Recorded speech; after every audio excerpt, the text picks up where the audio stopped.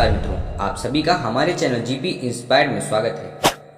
मित्रों, यह छोटी सी कहानी हमारे जीवन में सफलता पाने के लिए एक मूल्यवान सीख सिखाती है। तो कहानी को सुनने से पहले अगर आप हमारे चैनल में नए हैं तो चैनल को सब्सक्राइब करके बेल आइकन प्रेस कर लीजिए।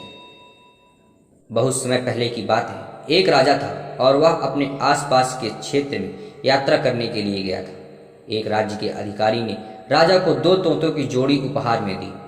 राजा को वह तोते बहुत पसंद आए। राजा ने उन तोतों को महल में लेकर आए और राजा ने महल के बगीचे में दोनों तोते को रहने का इंतजाम किया। वह दोनों तोते राजा को बहुत प्रिय थे। राजा रोज उन्हें महल की खिड़की से देखता था। कुछ दिनों से राजा ने गौर किया कि एक तोता तो अपनी जगह से इधर उधर उड़ता है, फिर वापस आकर बैठ जाता है, लेकिन दूसरा तोता अपनी जगह से हिलता ही नहीं। वह दिन भर पेड़ की शाखा पर बैठा रहता है। फिर राजा अपने महल के दूसरे लोगों को यह बात बताता है और अपने दरबारियों से तोते को उड़ाने का तरीका खोजने को कहता है। महल के सभी लोग तोते को शाखा से उड़ाने की कोशिश करते हैं, लेकिन सभी लोग असफल हो जाते हैं। तोता तो अपनी शाखा से हिलता भी नहीं है। यह देखकर राजा परेशान हो जाता है। कुछ समय प्रयास करने के बाद राजा राज्य में घोषणा करता है कि जो कोई भी इस तोतों को उड़ाना सिखाएगा उसे इनाम मिलेगा। यह बात सुनकर राज्य का एक किसान राजा के महल में आता है और राजा से कहता है, महाराज, मुझे आज्ञा दीजिए, शायद मैं इस समस्या का समाधान कर सकूं। राजा ने कहा, अवश्य। फिर दूसरे दिन सुबह राजा महल की खिड़की से देखता है कि तोता आसमान में ऊंची उड़ान भर रहा है। राजा तोते को बगीचे के ऊपर उड़ते देख एकदम आश्चर्यचकित हो जाता है।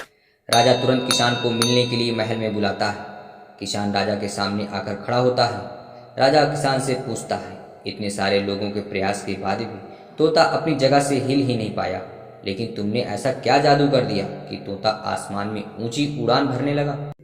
किसान ने सम्मान के साथ राजा से हाथ जोड़कर कहा, महाराज, मैंने कोई जादू नहीं किया है। यह तो बहुत आसान था। जिस शाखा पर तोता बैठता था, मैंने बस वह शाखा काट दी और तोता नीचे गिरने के डर से पंख फड़फड़ाने लगा और आसमान में उड़ने लगा।